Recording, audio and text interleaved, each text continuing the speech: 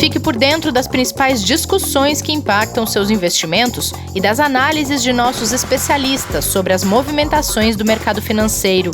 Falando nisso, nosso encontro é toda manhã, logo após a abertura do mercado. Entre nos canais oficiais do Itaú Personalité e envie suas dúvidas sobre recomendação de investimentos.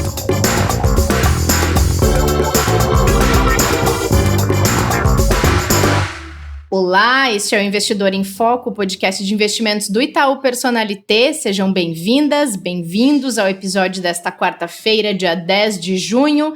Oi, Kleber, tudo bem por aí? Oi, Rê, bom dia. Tudo bem e você? Tudo bem. Kleber, hoje sou eu que escuto passarinhos aqui, mas acho que não dá para vocês ouvirem.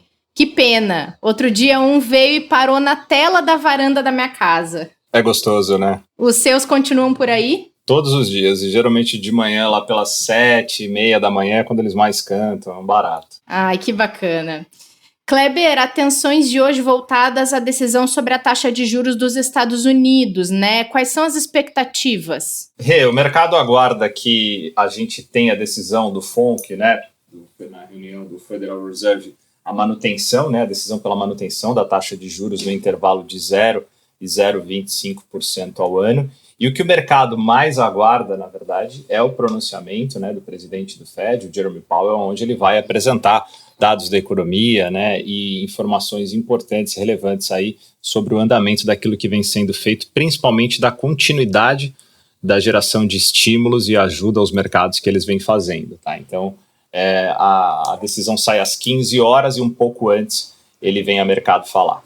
Agora, como isso está refletindo, tá? Só para te passar, os futuros em Nova York agora operam em leve alta de 0,20, o Ibovespa abriu aqui também positivo, subindo agora 0,77, acima dos 97 mil pontos de novo, recuperando um pouco da baixa de 0,92 que a gente teve ontem, com o dólar aí também cedendo um pouquinho, sendo negociado perto dos R$ 4,87. Perfeito. E ainda por aqui saiu o IPCA de maio com deflação maior do que em abril. Foi mesmo. A gente teve aí o IPCA com queda de 0,38 no mês de maio, tá? Foi a menor variação mensal que a gente teve em quase 22 anos. É realmente assim um número que reflete, né, os impactos que a gente tem aí de todo a paralisação que a gente teve da economia, né, em meio à pandemia do coronavírus, e todos os setores a gente vê uma influência muito grande, né, desse impacto que a gente teve na queda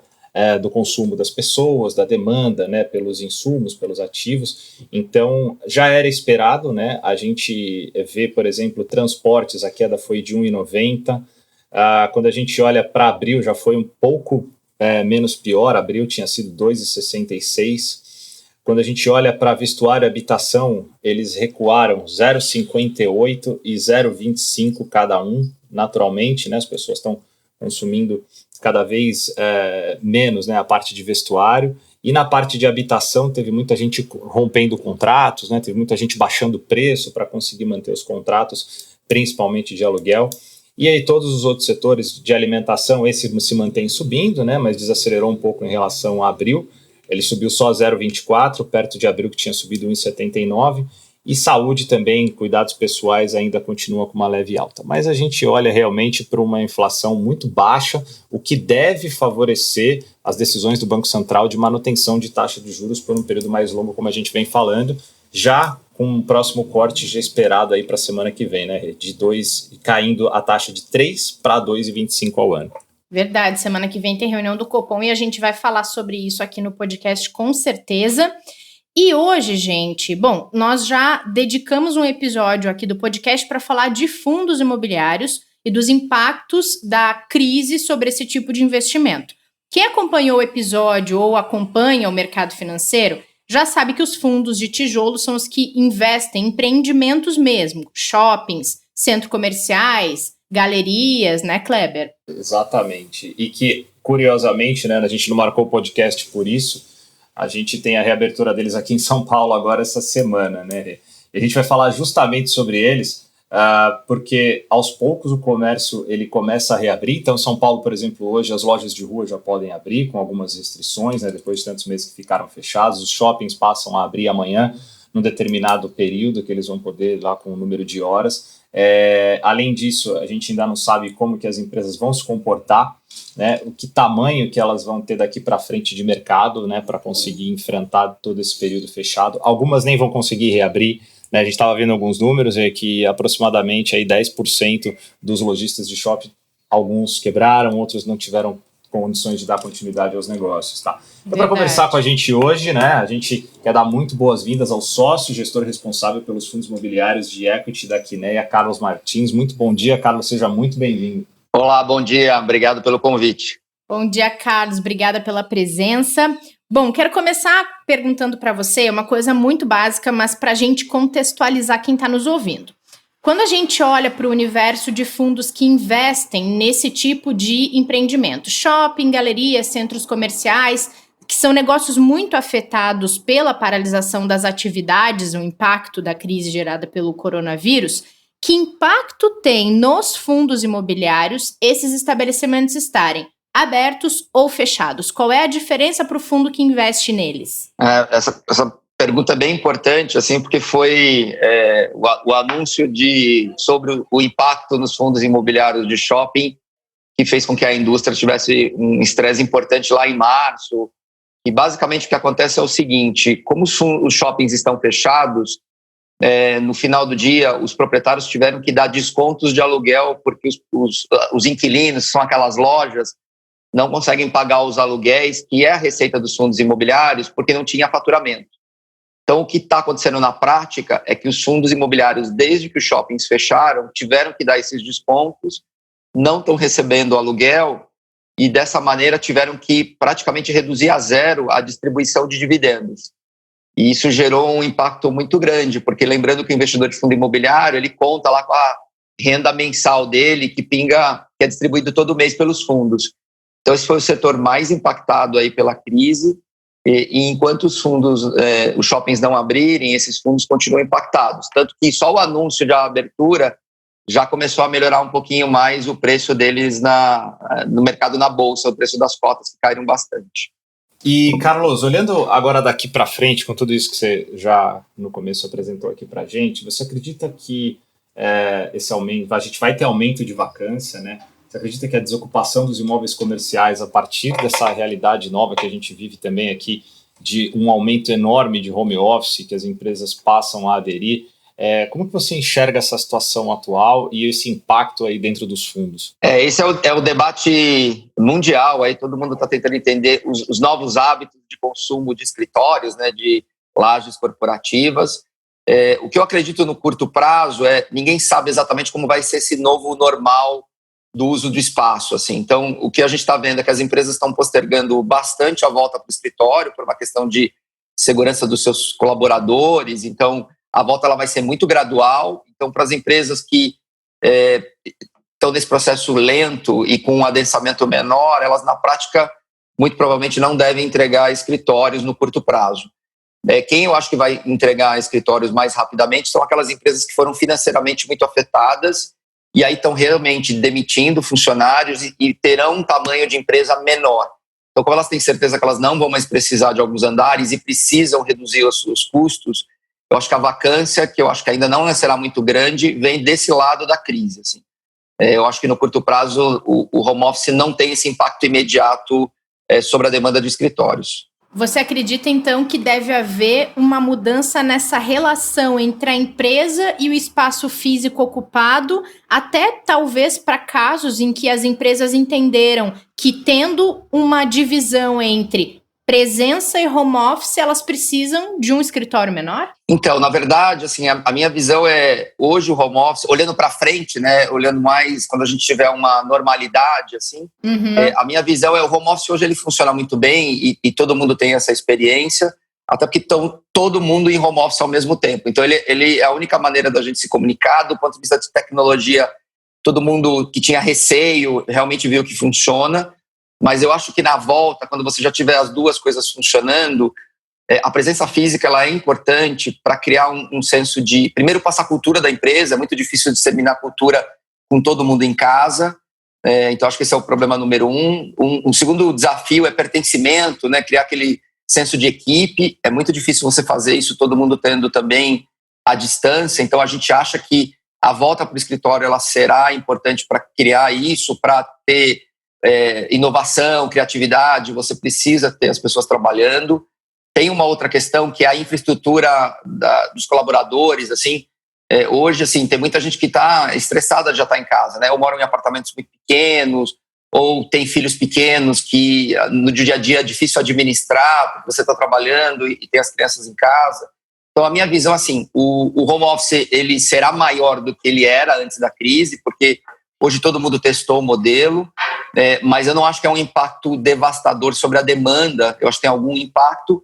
E, por outro lado, o que também a gente vem discutindo é que talvez o adensamento dentro dos escritórios no novo normal, após a crise, será menor. Hoje você tem aquela métrica de uma pessoa a cada 7 metros quadrados, a gente acha que no futuro as empresas vão ter espaços menos adensados. Então, talvez esse percentual de pessoas que passam a trabalhar uma vez por semana, 2 vezes por semana em casa, acabe até sendo compensado por esse menor adensamento. Eu vou ter menos mesas por andar, porque as pessoas vão ficar menos adensadas. Assim. Então, e eu acho que no futuro o impacto não é tão grande assim.